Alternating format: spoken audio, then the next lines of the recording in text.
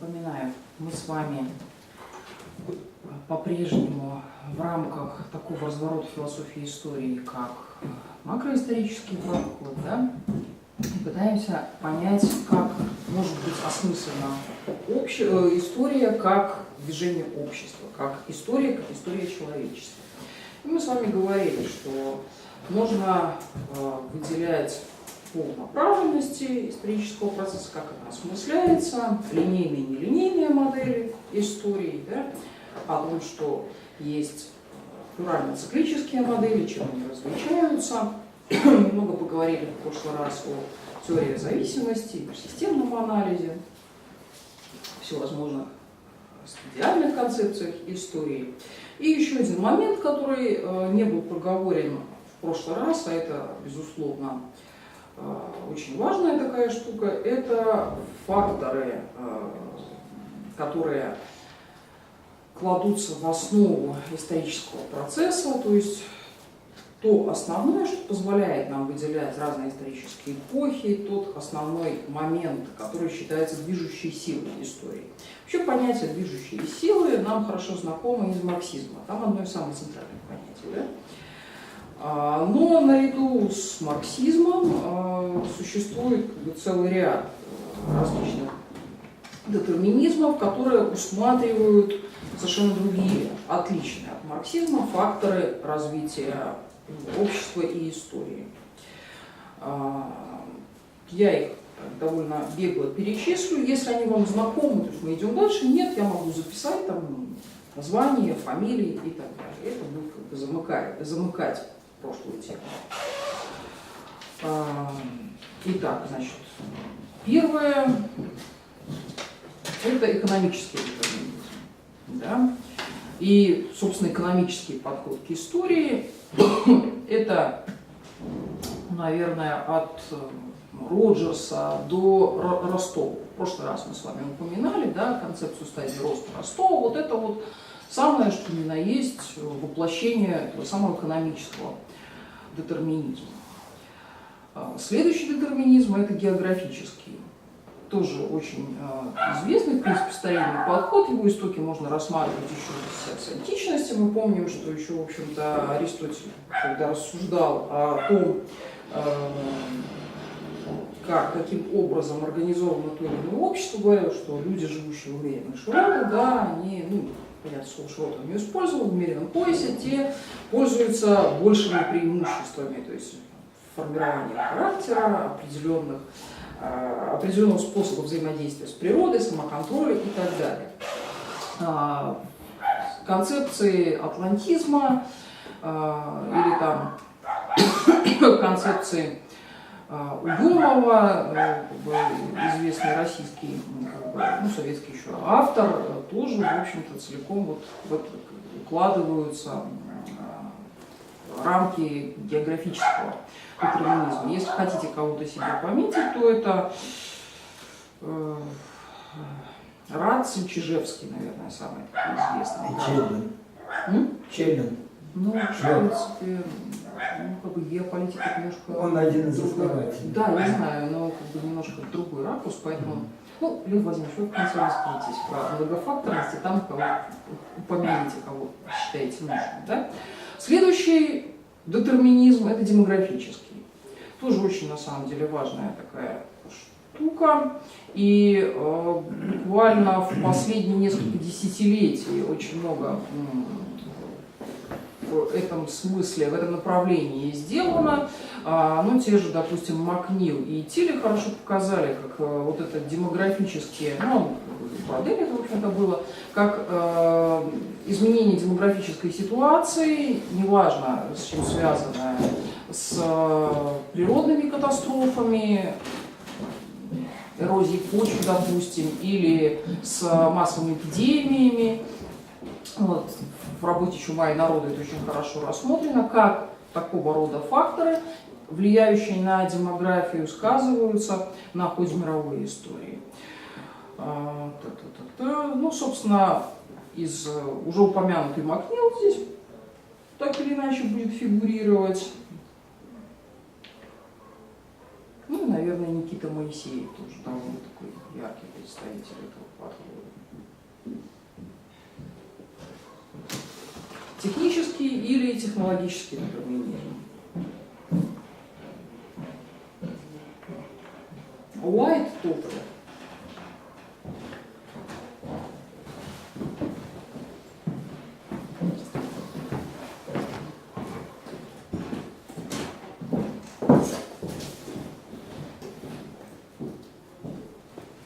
Биологический детерминизм, есть и такое. Или социально-биологический детерминизм. Фрейд, Райх.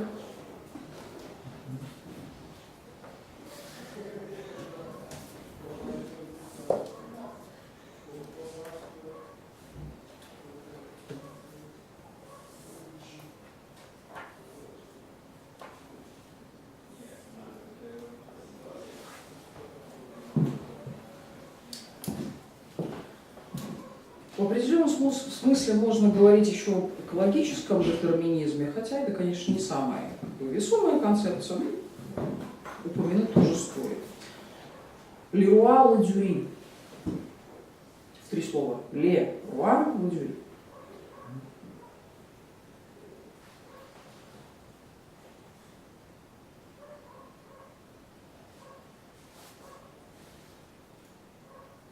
Еще целый блок теорий, представления о ходе развития исторического процесса, которые можно так огулом определить как концепции с определяющей ролью социально-духовного фактора.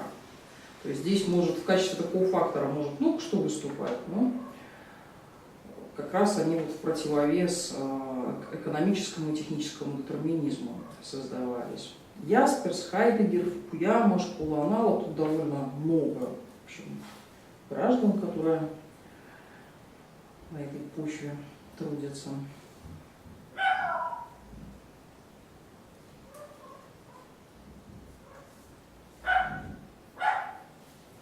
Ну и концепцию угасающей или пульсирующей силы общественного развития. Сюда много циклических концепций истории будет относиться. Ну и, соответственно, представители это Шпенглер, Тойнби, Гумилев. Ну, вспомним теорию пассионарности Гумилева, да?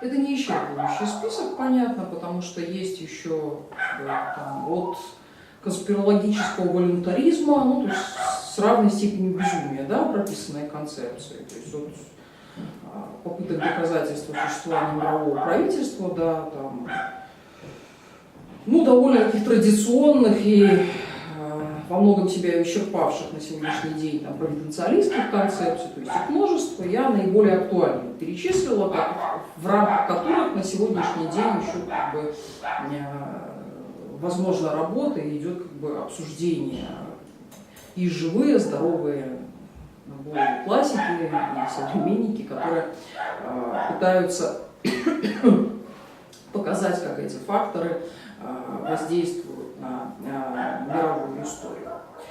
Значит, среди важных можно назвать ментальный детерминизм, это школа аналог, да? Потом целиком вот социально-духовные факторы. Личностный детерминизм это от Гальбаха и многие просветители. Затем мыслительный детерминизм это значит, ну, опять же просветители, которые считали основополагающим в детерминации разум. И, наконец, очень важный это институциональный детерминизм, то есть отбор институций как детерминирующий фактор. Ну вот, пожалуй, все. Ну, я думаю, Лев Владимирович, мы вам обещали в прошлый раз просто дать высказаться. А тут как раз вот мы к многофакторности переходим, так что вы уж, пожалуйста, выскажитесь, чтобы потом не возвращаться к этому. Нет, ну просто мы тут уже поставим точку и пойдем дальше, поэтому все, что есть сказать по этому поводу, пожалуйста. Ой, очень много есть чего сказать. Ну, вы, что- пожалуйста, так Да. соберитесь. Коротенько.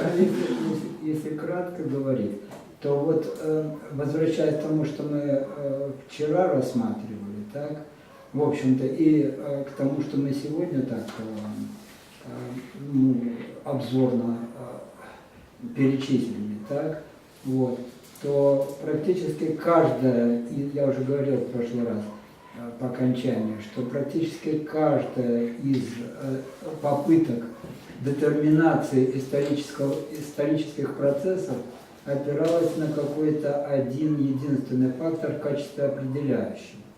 Вот. И, соответственно, происходила абсолютизация этого фактора и распространение его, значит, но за счет преуменьшения значения других факторов. Вот. И, соответственно, значит, недооценивалась взаимосвязь факторов, их, значит, их выдвижение на первый план в качестве первенствующих. Вот. Это как раз вот та основа, на которой вот я развиваю синтетическую теорию исторической эволюции, значит, которая... Дело в том, что в биологии сложилась как определяющая синтетическая теория эволюции. Так? Мы это хорошо знаем. Вот. Это синтез, значит, современного дарвинизма с генетикой. Вот.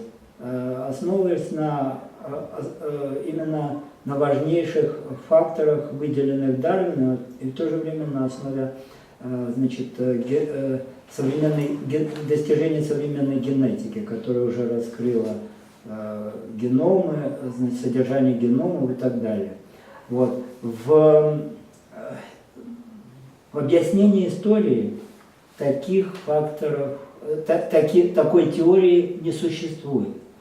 Поэтому, значит, вот та критика, которую я, в общем-то, в своих книгах подвергаю, а основную книгу «Эволюционное объяснение истории» я так еще и не написал, мне еще предстоит, значит, массу литературы, опять же, дополнительно проработать, критически проработать. Вот. Но еще один важнейший фактор, на мой взгляд, это мобилизационный фактор. То есть, значит, вот я постоянно сталкиваюсь с тем, что прежде всего военный детерминизм, значит, вот эта целая группа факторов, которая связана с беспрерывными войнами, она, ну, исследована очень плохо. В частности, говорилось о том, что войны имеют своим происхождением, скажем, природную агрессивность человека, который там произошел от обезьяны, до сих пор, так сказать, биологическая агрессивность кладет в основу своих жизненных целей и так далее. Вот. Это и теория пассионарности Гумилева, которая, значит, совершенно неверно трактует вот этот мобилизационный фактор. Пассионарность Гумилева – это какой-то, значит, какие-то эманации космоса, значит, энергетическое воздействие космоса, какие-то лучи конспирологические, которые падают на грешную землю, вызывают пассионарную активность и, соответственно, вызывают военное превосходство одних этносов на другие. И они являются определяющим фактором этногенеза. Ну, здесь, конечно, это скорее фантастика, чем наука. Вот. Значит, военный фактор, военно-мобилизационный фактор, который... Военно-мобилизационный, еще что-то. Хотели бы добавить? Вот. Ну, в принципе, вот так кратенько, потому что это все надо разворачивать. Нет, понятно. Хорошо, спасибо большое. Единственное, что я немножко с вами не соглашусь касательно вот этого последнего фактора. Я бы, конечно, так смело именно военным детерминизмом не называла концепцию Тилли, но известный американский историк Чарльз Тилли, я его не раз уже здесь упоминала, у него есть совершенно классическая вещь «В погоне за мощью». Вот он там довольно подробно разбирает, каким образом идет становление государства за счет самых разных государств. Он там начинает с древних государств и заканчивает практически современностью. Как идет формирование государства за счет действительно мобилизационного ресурса, за счет возможности собирать налоги, за счет возможности содержать армию, как в свою очередь этот мобилизационный потенциал сказывается на формировании бюрократической структуры, ну и за счет чего в определенную эпоху определенные государства, даже целые регионы получали серьезное превосходство. Ну и вот его книга, если этот фактор развития мировой истории вам интересен, то есть я адресую вот к этому классическому произведению. Я абсолютно соглашусь с Львом Владимировичем в том, что на сегодняшний день действительно не существует какой-то, не то чтобы общепризнанной, в смысле разделяемой всеми как правильной теории, проекта философии и истории. Не существует, в принципе, такого маломальски научного, попытки создать какую-то универсальную историю. Это связано очень много с чем. Во-первых, история как наука все равно сравнительно молодая. Вообще наука как таковая, современная наука, это довольно молодой институт. То есть дисциплинарная организация науки – это вторая половина 19-го, а для некоторых дисциплин и позже, это 20 век. То есть всего 100-150 лет. То есть в том масштабе, в котором существует человечество, это довольно краткое мгновение. И какие бы там ресурсы, людские, материальные, не вбрасываются, это понятно, что просто-напросто еще мощи такой не хватает, чтобы переработать это все. Очевидно, что даже за то краткое время, пока существует история как наука, мало того, что действительно просто гигантский объем материала от архивного до археологического был переработан, и определенное представление об историческом развитии мы имеем. Так вот, наряду с этим сами понятия, которыми оперирует философия истории, при помощи которой выстраивается весь проект глобальной истории, всемирной истории, по-разному ее можно называть, так вот сами эти понятия неоднократно в течение второй половины XIX и на протяжении всего XX века подвергались резкой критике и переосмыслению. Это, в первую очередь, понятие общества, понятие государства, нации, простите, не сколько государства, понятие общества и понятие нации, одни из самых критикуемых, разбираемых понятий. И третье, наверное, такое понятие, которое тоже совершенно жесткой критики, особенно во второй половине XX века, было подвергнуто, это понятие прогресса. Поскольку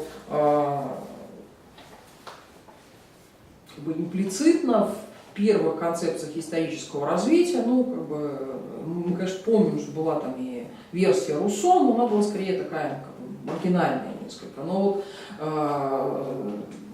в большинстве этих теорий имплицитно присутствовало вот это понятие прогресса и развития. И, соответственно, большинство из этих теорий можно было условно, точнее, с определенной долей допущения, называть девелопментаристскими. И вот как раз против вот этого девелопментаризма во многом была направлена критика со стороны методологов исторического знания, методологов науки.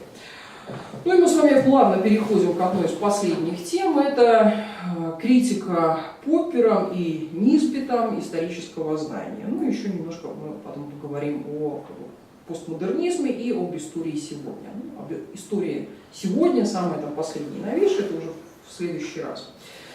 Итак,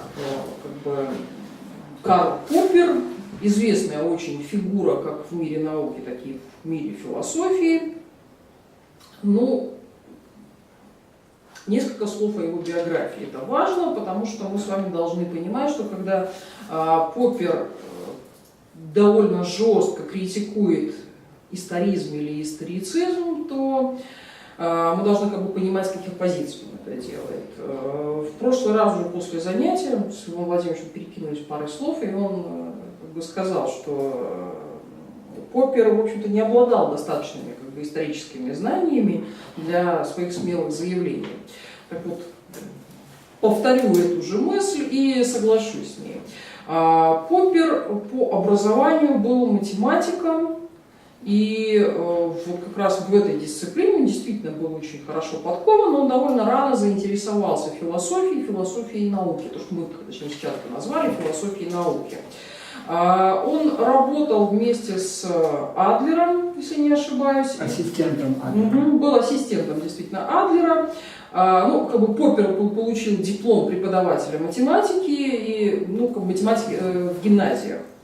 И вместе с Адлером работал с детьми. И вот тогда, хотя его очень заинтересовал психоанализ как новая концепция, у него вот в ходе этой практической работы у него возникли серьезные сомнения.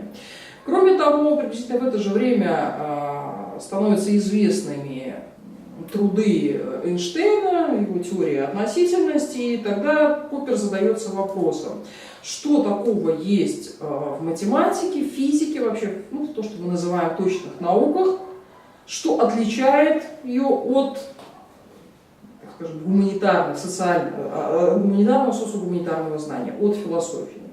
Он знакомится не только с трудами психоаналитиков, но и трудами Маркса. Надо сказать, что Поппер поначалу увлекся марксизмом, ну не в смысле пропаганды, а просто как бы знакомиться с трудами. Однако в дальнейшем он крайне жестко критикует марксистскую теорию. Творческие изыскания Поппера в определенный момент были, если не прерваны, то как бы немножко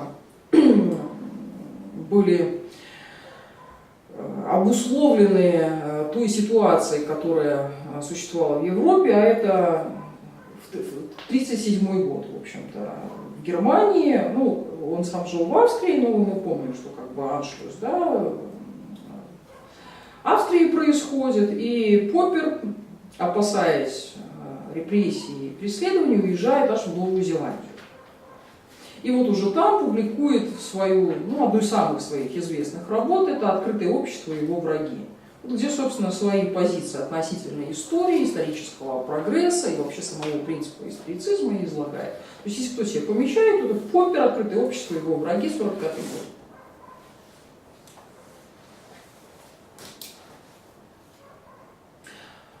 Еще раз отмечаю, то есть Поппер человек, безусловно, образованный, академически образованный, из профессорской семьи, но какими-то специальными познаниями в истории он не обладал. Кроме того, нужно, опять же, учитывать ту ситуацию, в которой пишутся эти его, ну, довольно полемические книги. То есть это как раз время, когда господствуют сильные теории, где нация считается как бы основополагающей единицей развития, да, теории такие сугубо прогрессистские и так далее. Собственно, что Поппера не устраивало в концепции историцизма? Основное, что он критикует, то есть как бы критика понятия историцизма. Для начала разберемся, что он вообще под этим историцизмом понимает, да, потому что понятие такое, ну, многозначное, по-разному его определяют. Так вот, согласно Попперу, историцизм – это процесс как бы исторического развития, подчиненный действию определенных, независящих от человека сил. То есть в истории действуют некие силы, которые не зависят от действия отдельного человека. В принципе, тут во многом очевидно, что кроме там, классических провиденциалистских концепций, здесь совершенно четко под удар ставится марксистская теория, да? Где как раз индивид есть величина это незначительное. Эти силы могут быть как, то есть эти силы независимо от человека, да, могут быть как сверхъестественные, ну, например, божественный промысел. И в этом смысле как бы историцист, это и Августин Аврелий тот же, да, и либо эти силы могут быть естественными. Ну и, соответственно, тогда любые версии эволюционизма точно так же социал-дарвинизма попадают под удар. В любом случае историцизм предполагает существование определенных объективных законов, которые определяют ход исторического процесса. Соответственно, историк чем занимается? Он не просто способен постичь эти объективные законы. То есть, изучая историю, мы постигаем эти объективные законы, которые реализуются или реализовывались в прошлом. И самое главное, поскольку эти законы объективны, то есть непреложные, вездесущие и так далее, мы можем на их основании прогнозировать будущее. Вот это вот очень важный тоже момент, очень важная точка, которую проходит философия истории в 20 веке. То есть, по сути дела, вот эти вот большие нарративы или проекты философии истории критикуются даже не столько за интерпретацию прошлого, сколько за вот попытку прогнозировать. Мы помним, что концепции второй половины 19 века, там, начала 20-го как раз этим и занимались. Там, гегелевская модель, марксистская модель, ну, да, на самом деле тысячи их, да. И в любом случае этот историцизм предполагает, если не абсолютную, там, тотальную предопределенность и прохождение обществом определенной стадии развития. Вот мы в прошлый раз с вами говорили, да, о том, что вот этот линейные концепции истории предполагают довольно жесткую детерминистскую такую развертку. С поправкой на ветер, конечно, но в общем и целом есть определенная закономерность. Общество должно проходить определенные стадии, перепрыгнуть через одну, через другую невозможно, скорее можно говорить о многовекторности линейного процесса. Да? Ну и, соответственно, поскольку есть вот эта предопределенность, есть вот этот детерминизм, за счет этого мы и можем не только постигать историю, но и проецировать ее дальнейший ход. В этом смысле история, вот то, что критикует Поппер, это по большому счету такой предел мечтаний науки об истории. Помните, в самом начале я говорила, что история – это поле битвы не только гуманитариев за прошлое, но и науки за научность. Поскольку если, ну то есть, собственно, наука на чем основывается, что есть определенные законы, существующие вне зависимости от нашего сознания, познавая которые мы познаем окружающий мир. Вот, собственно, это Поппер, когда говорит о вот этом детерминизме, вот эту установку он явно-неявно ставит под большое сомнение. Ну и, опять же, мы отсюда выворачиваем на вопрос, а если таких объективных законов не существует, может ли история быть наукой? Чем она тогда становится, если нет вот этого непреложных законов, как в физике, допустим, или в химии? Соответственно, исходя из этой своей подстилки, он к историцистам относит, в общем, массу народа, от Августина Аврелия до Шпенглера. Конт, Спенсер, Маркс, Тойнби, все это различные варианты историцизма. То есть, в общем, все то, что мы в прошлый раз так старательно разделяли, да, по направленности для Поппера, это все один историцизм. По-разному поданный, но опирающийся на один и тот же принцип. Ну, на самом деле, если так посмотреть, с ним сложно не согласиться. То есть можно поставить под сомнение его критику историцизма, но невозможно отрицать, что хотя и Тойнби, и Шпенглер говорят там, об уникальности пути развития, несоизмеримости этих цивилизаций и так далее, но каждый из них имеет некую внутреннюю логику развития. Вопрос главным образом заключается в том, насколько приложимы те законы, которые мы вычленяем из истории, к нашему будущему, хотя бы к настоящему, не говоря уж о будущем. Вот с точки зрения Поппера первая глобальная ошибка делается, когда вот осуществляется вот это как бы накладывание схем прошлого на настоящее и на будущее. Ну и он выделяет целую кучу различных видов историцизма. Теистический, спиритуалистический, натуралистический, экономический и так далее. В зависимости от того, какого типа законы лежат в основе как бы, развития общества. Ну и, соответственно, Поппер, в общем, не скупится на наименование историков, ну, точнее, философов, правильнее сказать, потому что, заметьте, он как бы в данном случае он критикует не историю как науку, да, не историю как определенную дисциплину, а скорее историю как философию историю, как попытку выстроить какую-то универсальную модель с универсальными законами и так далее. Так вот, философов истории он называет пророками. Ну и, соответственно, взгляды на будущее он характеризует как пророчество. Ну и в качестве исходного пункта рассуждений это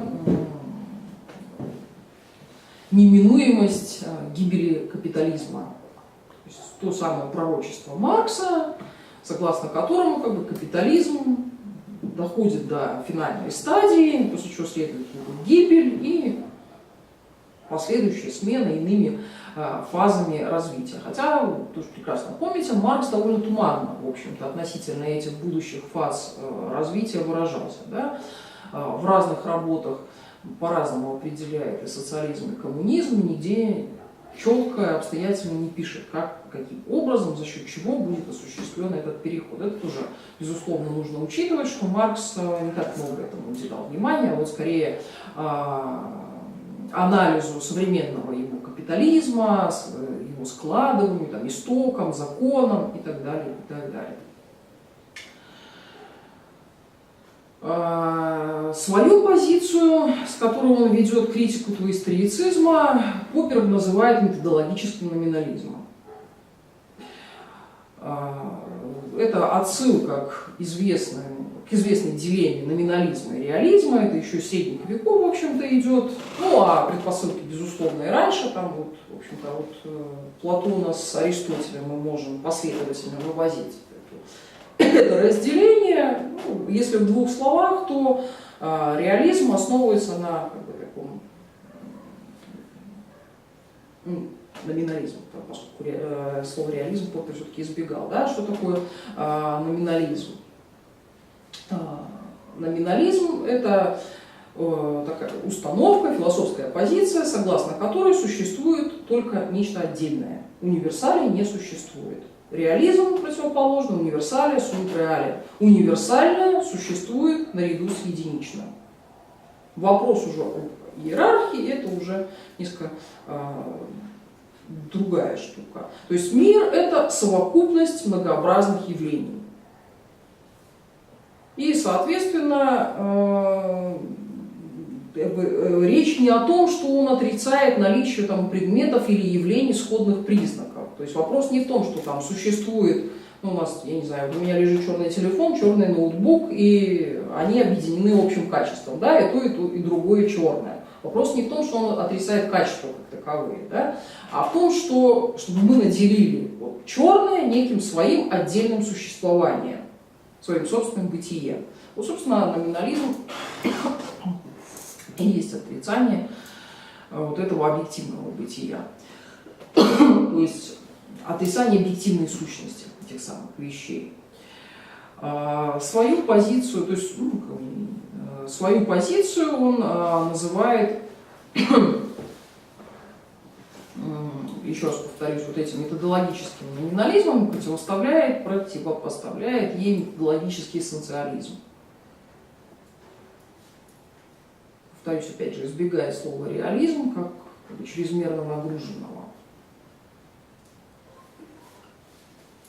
Поскольку, ну, только тут есть такая небольшая разница, поскольку не все как мыслители, которые признают объективное бытие общего, ну, считают, что эти общности образуют особый самостоятельный мир.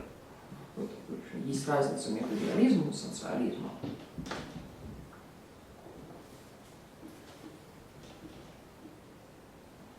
Что тогда собой представляет мир и общественная жизнь людей. Это нас интересует в первую очередь. Это совокупность огромного множества явлений, прежде всего разнообразных действий людей. То есть он здесь стоит, безусловно, на позициях методологического индивидуализма. Да? То есть не существует общих законов, есть сиюминутные действия, разнообразные действия людей, из этого многообразия складывается какая-то конкретная конфигурация, которая определяет, ну, как бы является неким условием последующего состояния, но никогда не определяет его целиком. А история собой представляет просто последовательность событий. Не более того, в ней нет никаких законов. И эта последовательность событий может быть описана.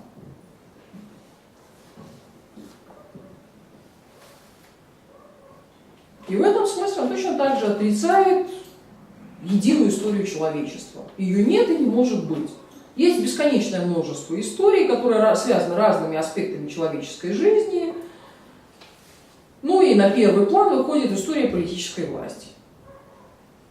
Именно эта позиция, описание истории с позиции человеческой, формирования политической власти, эта позиция и придает видимую общность истории. То есть из всего этого многообразия мы по определенной причине выделяем несколько векторов и их прослеживаем, ну, в самые, так сказать, далекие времена, насколько мы это можем проследить. И, соответственно, за счет чего меняется оптика в истории? За счет того, что мы можем попытаться проследить там, не только формирование, допустим, политической власти, но и какие-то другие аспекты жизнедеятельности людей. Соответственно, этих историй можно писать бесконечное множество. Ну и краткое лирическое пояснение, да, в этом смысле Поппер довольно-таки пророчески смотрел на формирование современной истории, потому что действительно в позиции там, как в микроистории, допустим, так и в других подходах, то есть появляется даже то, что называется историей без людей, да, историей вещей, к примеру. Прослеживаем формирование какого-то явления с древнейших времен до наших дней, совершенно не пытаясь вписать это в какую-то там универсальную общность, там, проект всемирной истории и так далее. И, соответственно, откуда берется в нас эта потребность, откуда тогда вообще возникает вот это представление о ходе мировой истории, о движении истории, о времени истории. Здесь он прежде всего критикует само понятие движения. Он говорит, что движение – это физическое понятие, и что оно собой представляет в мире материальном, в общем и целом очевидно. Да? Но то, что... Но ошибочна сама установка, что общество может рассматриваться как целое. Вот эту холистскую установку он серьезным образом критикует. Он говорит, что это холистическое, общество – это холическое недоразумение. И надежда на то, что можно найти законы движения общества, которые будут такими же, как законы движения Ньютона, это абсолютная утопия. Это невозможно. Общество не есть нечто целое, общество состоит только из индивидов, соответственно, оно не может быть никакого движения общества. Ну и, соответственно, не может быть и законов его движения. Соответственно, законов истории не может существовать. И мы опять же придаем эту целостность, сугубо нарративно. И, соответственно, все то, что мы с вами в самом начале говорили о нарративистских концепциях истории, может быть применено к вот этим вот большим нарративам. Да? Соответственно, история не есть процесс развития, идущий по определенным законам, и не может быть никаких последовательно сменяющихся стадий. Вот, собственно, критика, в первую очередь, в адрес марксизма, но и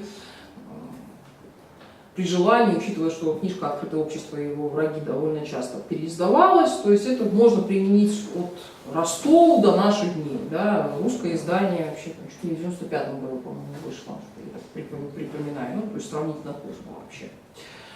В этом смысле идеи Поппера кажутся достаточно здравыми, понятными и логичными. Да? Установки более чем очевидны. Но есть, как обычно, есть несколько нюансов, связанных с позицией самого Поппера.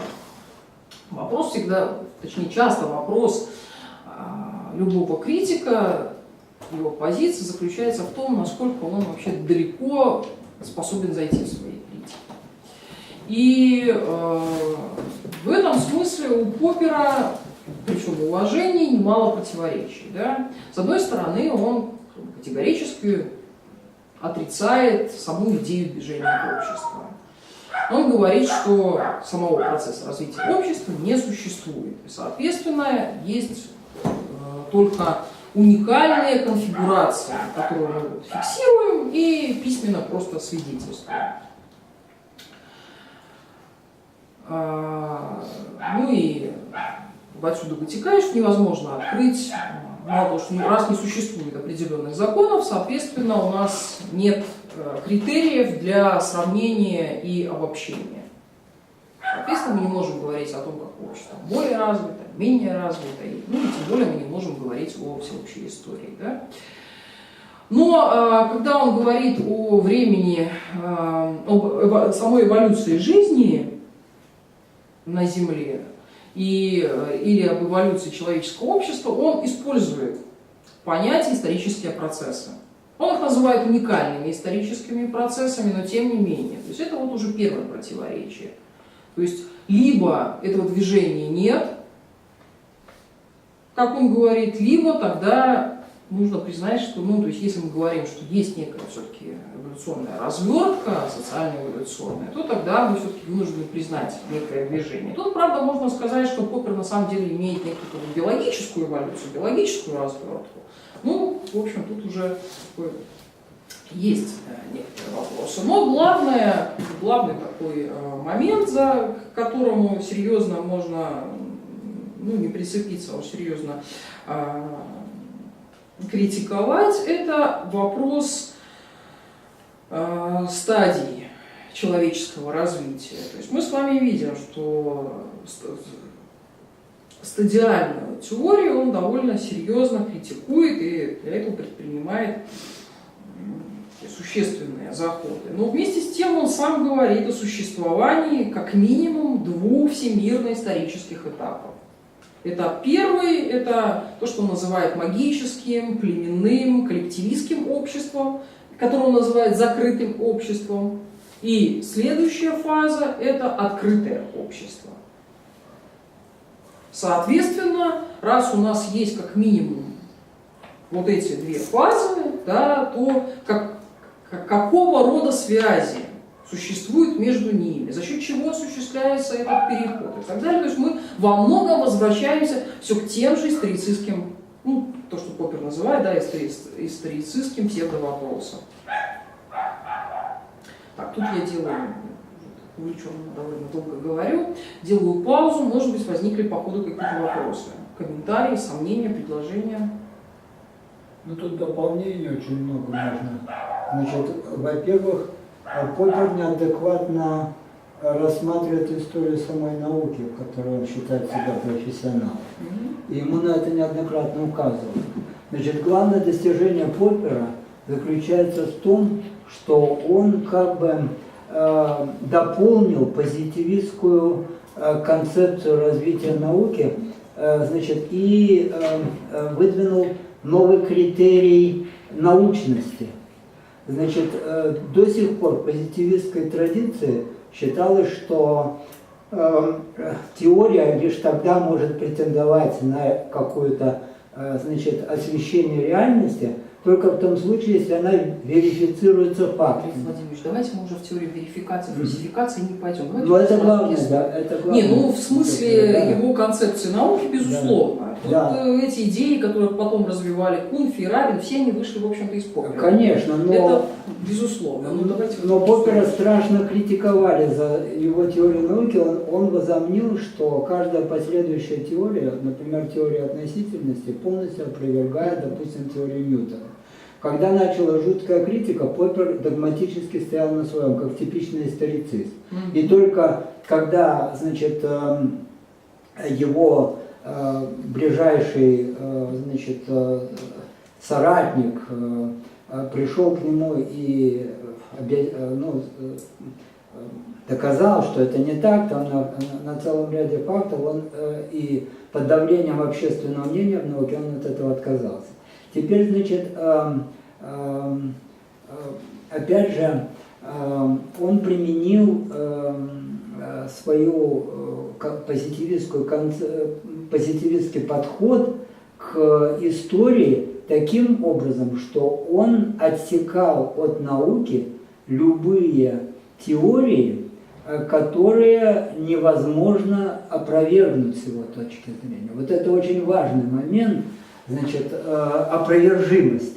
Опровержимость действительно фактами свидетельствует о развитии научных теорий, и поэтому она является действительно одним из важных критериев. Я в своей книге «Современный гуманизм» 40 критериев предложил научности, а Поппер один, значит, опровержимость, так? Вот. Не, ну у него, согласитесь, красиво все получалось. То есть опровергается, то есть теория может быть опровергнута, наука за счет этого развивается. То есть выдвигается некая гипотеза или там строится теория, против нее ряд возражений и новый блок как бы знания формируется. Ну да, да.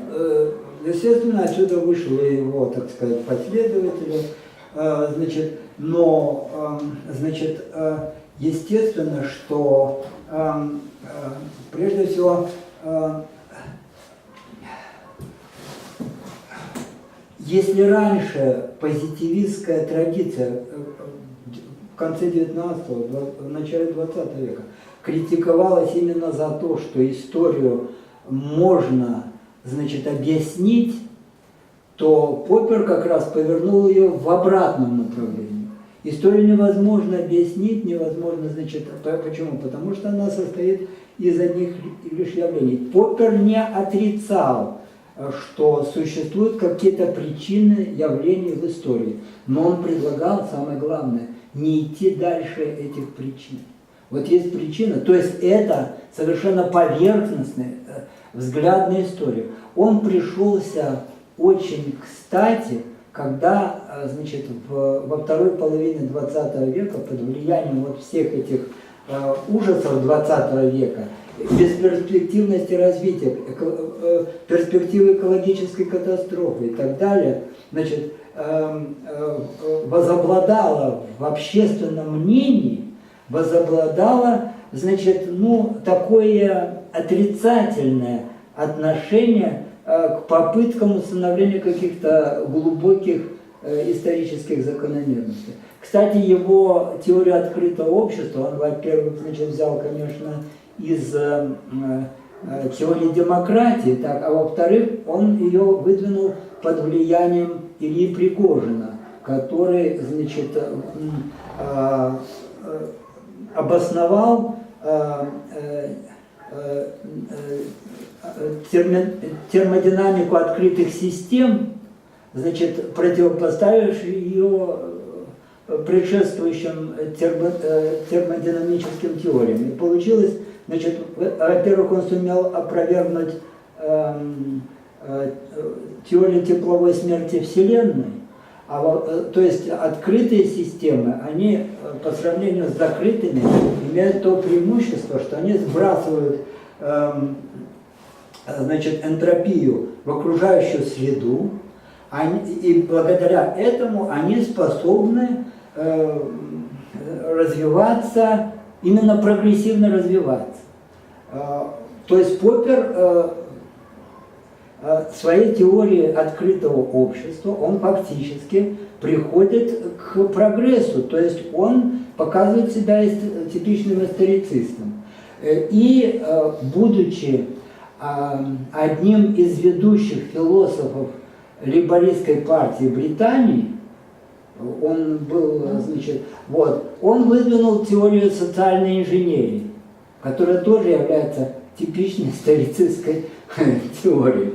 Вот. То есть это, у него сплошное противоречие. Поэтому я думаю, что значение Поппера состоит не в его каких-то открытиях, потому что его теория, она, в общем-то, очень поверхностна и в большинстве случаев ошибочна и противоречива. Но именно ошибочность его взглядов открывает такой простор для критики, что теория Поппера становится очень ценной при условии ее преодоления в 21 веке. Кроме того, ну, кроме чисто таких интересных, ну, совершенно с точки зрения истории моментов, как работает, допустим, даже тот же позитивистский подход в истории, да, ну, то есть, как бы очевидно, Поппер вырос, сформировался как ученый во время действия того же там влияния, того же венского кружка позитивистского, да, он переехал потом из Новой Зеландии, он переехал в Англию, ну, в Британию, и там долгие годы работал, а это аналитическая традиция, тоже такая достаточно большая. Они были теми еще историцистами. Да, и здесь тоже очень интересно, как складывается понимание того, что собой представляет детерминизм в истории. Ведь начало 20 века – это переосмысление как бы классического детерминизма и появление даже самого такого термина, как статистический детерминизм. То есть историю во многом критиковали, не историю, простите, а концепции истории или философию истории во многом критиковали именно за вот эту за это совершенно жесткий детерминизм, показывая, как велика роль вероятности, случайности, эпизодичности, там, личности отдельной и так далее, и так далее. А концепция статистического детерминизма в этом смысле, то есть вот Поппер критиковал как раз классический детерминизм, лапласовский, абсолютный и так далее. А как мы помним, на смену тому самому классическому или лапласовскому детерминизму приходит детерминизм статистический. То есть мы с вами, допустим, знаем, что в этой аудитории сколько? 3, 5, 8 человек. Да? Мы знаем, что из этих 8 человек отсюда сразу после занятий, к примеру, 6 сразу пойдут на троллейбус. Но кто будет эти 6 человек? Мы не знаем, мы не можем указать поименно. То есть здесь есть определенный детерминизм, да? Но с определенной погрешностью. Ну, если уж так совсем на пальцах объяснять. И в этом смысле работа Поппера очень хорошо показала, ну, как бы вот эти вот наработки статистического детерминизма, а статистическом детерминизме, они, естественно, делались в области физики и смежных наук. То есть для гуманитарного знания и прочее это было, ну, достаточно далеко, не прямая область исследования. И вот как раз работы Поппера по критике детерминизма, критике исторического детерминизма и стали вот тем водоразделом, да, в понимании исторического детерминизма и попытках как бы выстроить новые модели истории. Понятно, что кто-то работал, как работал, так и работал. В этом смысле теория стадии Ростова, в общем, ну, недалеко ушла от классического детерминизма, да, классического вот этого историцизма. Но появились теории, которые действительно попытались учитывать большее значение вот этой самой вероятности, осмысление, как эти вероятности работают в истории. И что, возможно, история один из лучших способов приложения вот этого самого статистического детерминизма. Поэтому Попперу мы столько времени не уделяем. Кроме Поппера, из таких известных фигур, кто стоял на позициях антиисторицизма, ну, тоже антиисторицизма с такой очень серьезной как бы поправкой. Всегда очень забавно осознавать, что историки, точнее философы, простите, которые проповедуют историцизм как главную свою установку, ну, типа тех же марксистов, часто становятся на антиисторические позиции, абсолютизируя свою собственную позицию. И в то же время, наоборот, антиисторицисты в конечном итоге занимают совершенно другую позицию, показывая на вот эту как бы динамику изменений. Так вот, наряду с Поппером к такого рода антиисторицистам мы еще относим Хайека, фон Мизеса и Арона. Известные весьма персонажи.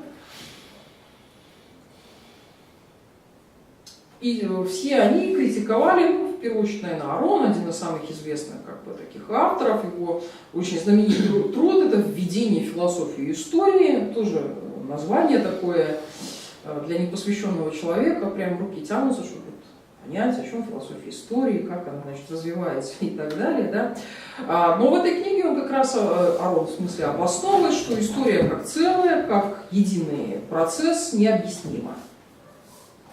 И поэтому, опять же, невозможен прогноз будущего на основании изучения опыта прошлых веков. Вот эта вот мысль у историков проходит рефреном.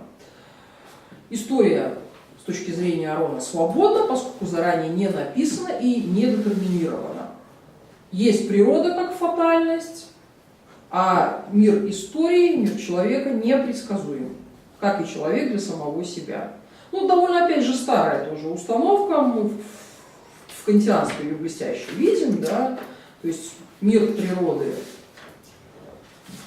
обусловлен, мир человека, сначала человеческой морали, а потом мир истории, это мир реализации нашей свободы. Ну и еще, раз, наверное, успеем поговорить, тоже такая интересная фигура, как Роберт Нисбет, тоже известный антиисторицист, ну, во многом, ну, если не ученик Поппера, то последователь. Да? Одна из самых известных его работ – это «Социальные изменения истории. Аспекты западной теории развития». Я повторю, да? «Социальные изменения и история. Аспекты западной теории развития». Вот как раз-таки у Нисбета самая, наверное, последовательная критика девелопментализма. Девелопментализм. То есть такой концепции человеческого развития, простите, человеческого общества, которое одновременно, в котором это развитие одновременно является прогрессистским. Ну и, соответственно, от development развития. Да? Ну и Нисбет выделяет несколько положений, которые присущи концепциям общественного развития. Ну вот он их, собственно, и критикует. Первое. Изменения имеют естественную природу. Эти изменения естественны для базовых объективных общностей, которыми являются цивилизация, институты и общественные формы. То есть в самой природе цивилизации или общественных институтов уже лежит способность к развитию. Это первое положение, которое он критикует. Эти изменения носят направленный характер. Третье. Изменения внутренне присущи объективным сущностям, причем не только обществу как целому, но и каждому из главных составляющих общества института. Ну, это понятно, я думаю, особо не нуждаюсь в комментарии. Да? Имманентность развития – это ядро теории социальной эволюции. Изменения непрерывны, они носят необходимый характер.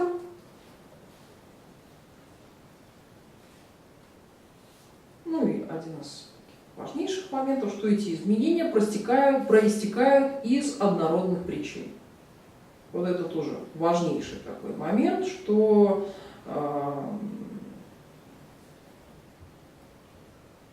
мало того, что общества организованы подобно, и их костяк составляют определенные общественные институты, которые сами находятся в развитии, как и общество находится в развитии, так и эти институты находятся в развитии, это развитие направлено и прогрессивно по своей природе, но самое главное, что эти изменения имеют однородные причины. Ну и, соответственно, мы их можем выделить в качестве факторов общественного, факторов исторического развития. И в этом смысле уже говорить об определенных законах, которые движут как отдельными обществами, общественными организмами, так и историей в целом.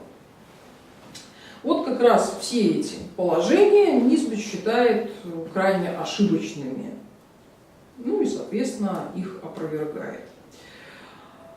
Для этого он обращается к эволюционистской концепции Парсонса, тоже такое, в общем, дело не безобидное, да, потому что эволюционистская концепция Парсонса сама, не сказать, что шедевр обоснованности, доказательности и беззаганности, да,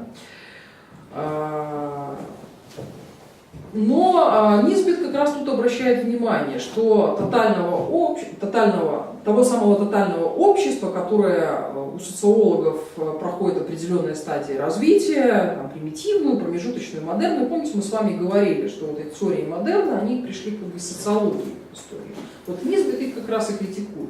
Говорит о том, что вот этого тотального общества, которое проходит эти стадии развития, ну так что красиво получается, этого общества в реальности не существует. Это так называемые сконструированные общности, которые создаются сугубо аналитически, то есть мышление ученого. И такими сконструированными общностями являются в западной социологической литературе цивилизация как целое, человечество как таковое, капитализм, демократия, культура и так далее. И создав такие понятия, в дальнейшем мы их реифицируем, то есть придаем им самостоятельное существование. Это во многом напоминает ту процедуру, которую Анкет Смит описывал, что в процессе исторического анализа мы выделяем нечто, обладающее подобными чертами, потом закрепляем за ним определенные названия, потом придаем самостоятельное существование. Ну вот, собственно, вот такую же процедуру реификации, по мнению Нисбета, мы осуществляем и с вот этими понятиями. То есть не существует, кроме как в учебниках, в специальной литературе, никакой цивилизации человечества не существует. Это определенный научный термин, получивший широкое хождение и, соответственно, за которым закрепилось определенное отнесение к определенной реальности. Хотя собственной реальностью, опять же повторюсь, это не обладает. И, соответственно, Нисбет находится на тех же позициях номинализма. То есть нет общего, есть единичное. И, соответственно, все вот эти попытки найти некое тотальное общество и, делаем его дальше, создать теорию, создать всеобщую историю человечества, попытки показать, как человечество проходит определенные стадии, они заранее обречены на провал. Потому что никакого человечества, а уж тем более всемирной истории, существовать не может. Есть совокупность единиц, которая, опять же, в определенный момент принимает определенную конфигурацию.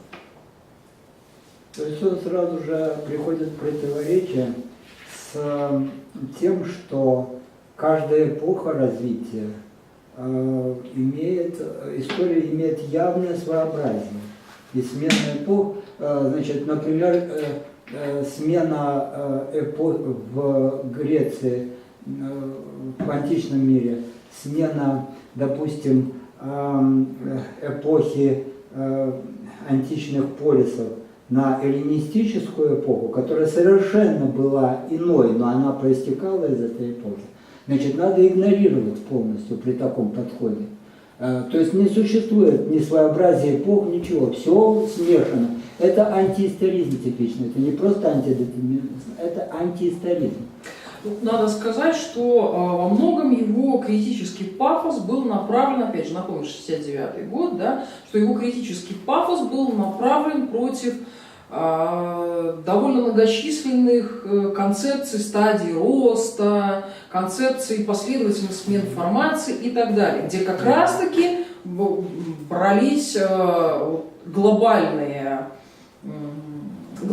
общности, и эта схема накладывалась, то есть как раз против того типичного антиисторицизма, да, когда это концепция стадий, причем, заметьте, крайне малого количества даже этих стадий. Ну, помните, мы там премодерн, модерн, постмодерн. Вот вся история человечества вместилась в эти несчастные 3 стадии. Причем 2 последних это 150 лет, а все остальное это просто колоссальный массив, да, премодерна. То есть это типичнейшая антиисторическая концепция. Вот его пафос во многом против этих концепций был направлен. Но оголом он и все отдельные, то есть куда более мелкие и имеющие определенную историческую корреляцию, историческую привязку образования, в общем-то, тоже одним махом все это выкинул. Там, действительно, нации, уже историю которых в принципе можно проследить, не говоря уже о определенных территориальных образованиях и так далее. То есть все, что чуть мельче понятие общества вообще тоже попало под эту критику, под эту же самую раздачу, ну, за компанию во многом. Ну и кроме того, он критикует заодно не только понятие общества, то есть понятие субъекта, да, исторического развития, но и сам процесс исторического развития. То есть в этом смысле он еще дальше, чем Поппер пошел.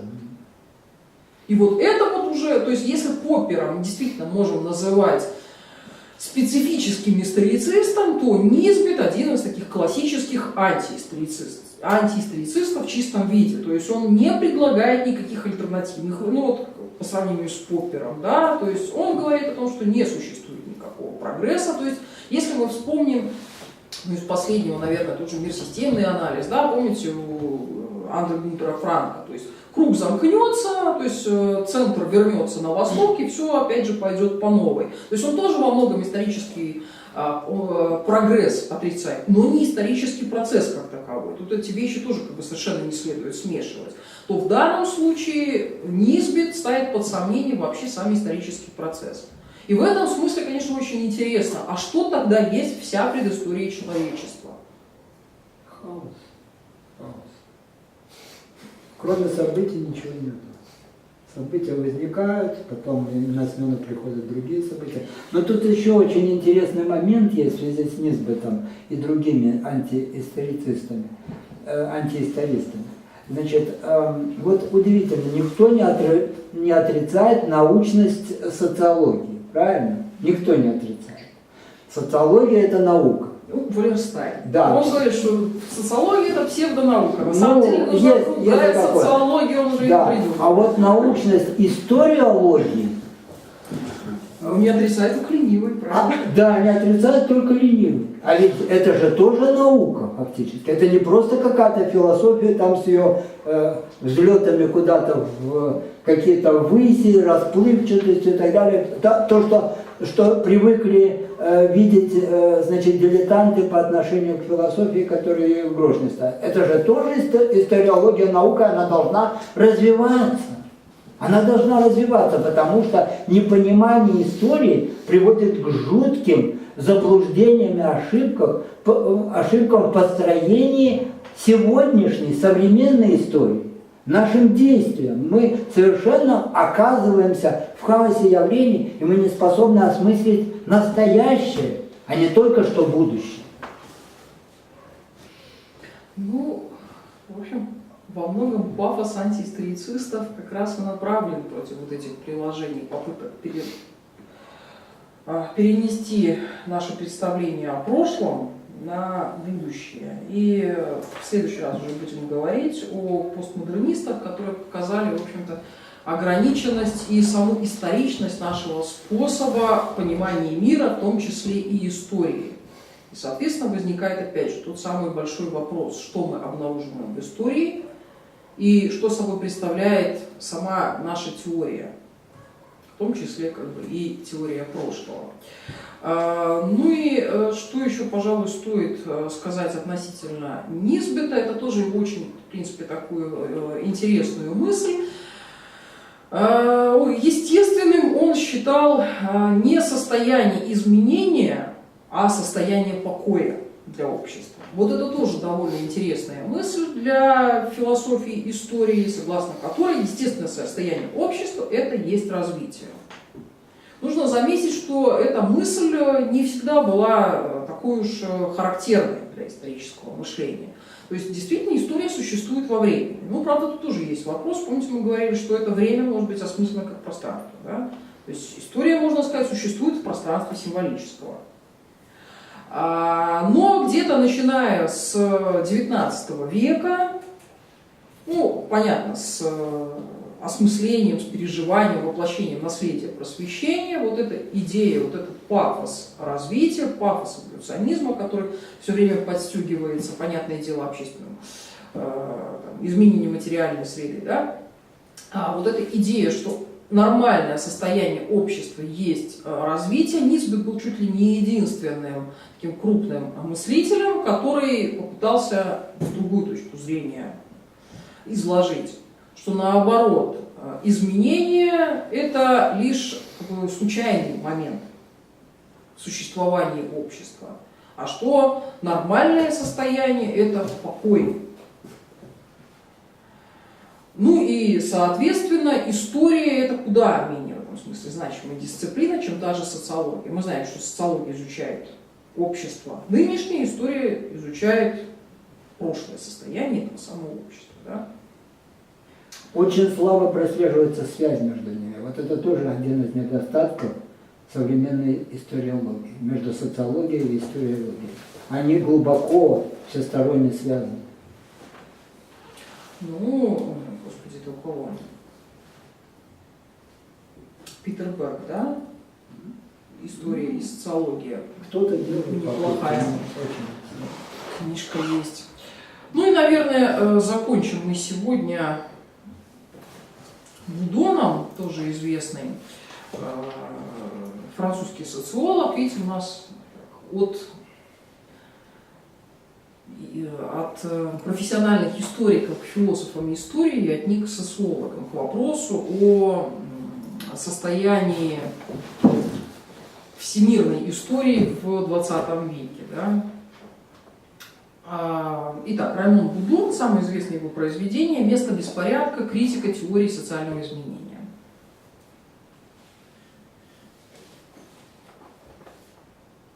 Ну, вообще все сурово. С его точки зрения, все современные теории социальных изменений представляют собой перевоплощение давно мертвых старых идей философии истории. В общем-то, где-то он прав в каком смысле? Философия истории, ну вот, возвращаясь чуть раньше к тому, что чуть раньше говорил Лев, что уж действительно, как бедную историю, кто только, то есть социологию не трогает, зато как только историю не пинали. Тут можно немножечко как бы поправить, не сколько даже, наверное, историю, сколько философию истории. И философия истории со своими проектами глобальных, ну, так называемых больших нарративов, да, она действительно, ну, начиная с 80-х годов, во многом выдохлась. Но зато вот те идеи, которые в философии истории были набросаны или там детально разработаны, они ушли, что называется, в широкие массы. То есть ими очень активно пользуются в политологии. Ну, собственно, вспомним концепцию Хантингтона, да? Ну, то есть для политологии вроде ничего, такая довольно серьезная вещь, ну, Хантингтон известный как бы политолог, он там советником президента был, и т.д. и т.п. Но если мы посмотрим на его ту самую концепцию столкновения цивилизаций, в общем-то, с точки зрения философии истории там нет вообще, мало того, что там нет ничего нового, так она и, ну, фактически несостоятельна. То есть там куча вопросов от того, по каким критериям он выделяет цивилизации, как прослеживается действительно там историческое развитие взаимодействия и т.д. и т.п. Вот то же самое и точно так же эти самые философские идеи приходят и в социологию. Поэтому, когда Будон говорит, что современное представление развития общества – это воспроизводство того самого кладбища идей философии и истории, определенный резон в этом, безусловно, есть. Но он говорит, что те законы, которые приписывают обществу, то есть законы изменений как абсолютные, универсальные, или хотя бы даже причинно-следственные, это все то, что называется пустая конструкция. То есть структурные закономерности имеют множество исключений. Ну и, соответственно, говорить о какой-то закономерности развития просто-напросто не приходится. И наименее обоснованными и, соответственно, самыми слабыми с теоретической точки зрения он считает концепции зависимости. Мы о них говорили в прошлый раз. И тоже очень интересный такой момент, потому что он свою работу выпустил в 1984 году, а это как раз время очень активной пропаганды теории зависимости. Теории модернизации, а потом теории зависимости. То есть как раз вот пик интереса к Латинской Америке, ну и, соответственно, к тем, ну, в прошлый раз с вами говорили, о этих самых теорий зависимости.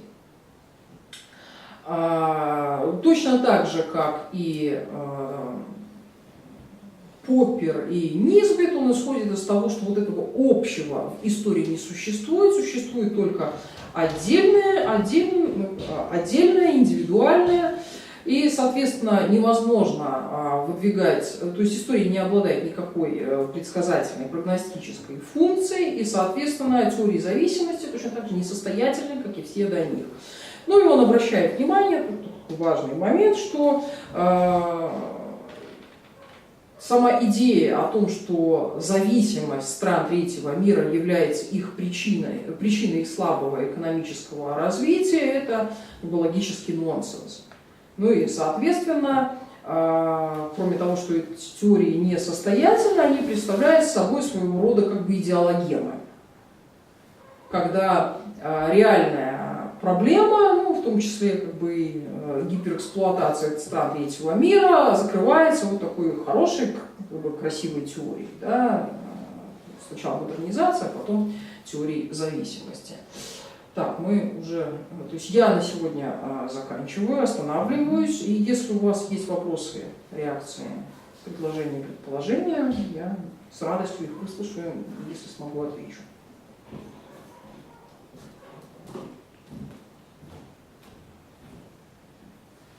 Прежде чем начнет говорить Лев Владимирович, я скажу, что будет в следующий раз. Да? В следующий раз мы немножко поговорим о постмодернистах и их представлении об истории. Это последний такой мощный блок, который мы не рассмотрели. А также подведем итоги нашего курса, и я попрошу вас быть готовыми, ну, мало того, чтобы поделиться своими впечатлениями, надеюсь, это не требует реальной подготовки, да? Ну и мы с вами попробуем подумать о том, что собой представляет как бы история нашего города, ну, в данном случае я говорю о Минске, как история как пространство символического. Вот такую развертку мне хотелось бы сделать и поговорить об этом. Вот такой вопрос появился. Вот мы говорили про детерминизм совершенно различный, но как-то совсем не коснулись тех, кто, может быть, анализировал многофакторность, пытался объединять все детерминизмы, или таких попыток в принципе не было. Ведь в принципе, если начать накладывать, ну, допустим, достижения экономического детерминизма на географический, так бесконечно соотносить, и может что-то и увидеться, в смысле какие-нибудь закономерности. То есть если мы берем два, там, экономический и географический, то получится, допустим, просто сетка, ну, координат. Где-то мы можем находить точки пересечения, что-то и определять возможно, что-то влияло больше, что-то меньше. Если мы возьмем там третий детерминизм, получим уже трехмерное пространство, и будем находить какие-то вот такие, как будто бы, ну, сектарные. Да, я соглашусь, что эта идея хорошая, но беда в том, что реально такую глобальную концепцию истории с попыткой учесть вот эту самую многофакторность, так в реальности никто не проделал, за исключением вот, ну, Лев Владимирович, ну, можно по-разному относиться к его работе, но действительно он этот труд проделал. Наверное, ближе всех к вот этой идее многофакторности и попытки учета и демографических факторов, и военных, и прочее, был, на мой взгляд, Бродель. Потому что уже затем мир-системный анализ, который вроде как наследует Броделю, они все-таки увлеклись вот этой экономической составляющей.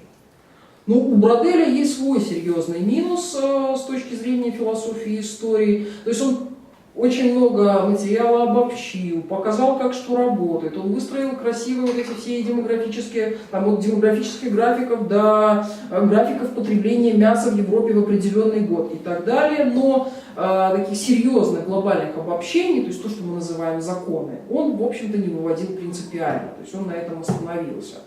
Поэтому он такая как бы пограничная фигура между чистым профессиональным историком и как бы философией истории. Но вот из многофакторников вот это, наверное, такая главная самая фигура. Возможно, еще как бы сходным пафосом Макнил обладал. все-таки его вот эти работы и «Восхождение Запада», и «Чума и народы» — это попытка, конечно, самые разные факторы учитывать. Более того, он, по сути дела, и ввел некоторые новые факторы. То есть вот это тот же биологический фактор, да, экологический, то есть во многом на него можно ссылаться. Но вот эта работа, то есть попытка проследить, как работают все вот эти факторы, она просто колоссальная, неимоверно затратная. И должным уровнем эрудиции, профессионального признания мало кто таким обладает. И, соответственно, здесь просто как бы чисто организационно. Человек должен потратить годы просто на образование, а потом на попытку это все выстроить. Я так подозреваю, что раньше умираю, чем составляю вот это все. Дело в том, что применительно к конкретным эпохам или конкретным, значит, отрезкам исторического процесса очень много есть, значит, исследований конкретных историков, ученых-историков, которые пытаются взяли за основу какой-то фрагмент истории, и они как раз многофакторники. Они пытаются все факторы учесть и ответить на вопрос, почему именно так произошло. Вот. И поэтому, конечно, опираясь вот на такие именно исторические значит, исследования, можно выстроить многофакторную теорию философскую. Вот. И это очень перспективная, на мой взгляд, область. Вот. Но это колоссальный труд. Она настолько трудоемка, что я, написав 14 книг за свою жизнь, я приступаю, все время откладываю, как приступить к вот этой колоссальной, значит, многофакторной теории, то есть синтетической теории исторической эволюции. Мне все время не хватает чего-то. Значит, но уже в самое ближайшее время я уже вроде созрел. Мне очень помогают лекции вот, Лилии, вот, потому что они как раз очень многофакторно исследуют историю философии. Многофакторно, это очень важно. На этом спасибо. Тут уже пришел следующий преподаватель, поэтому прощаюсь с вами до следующего раза.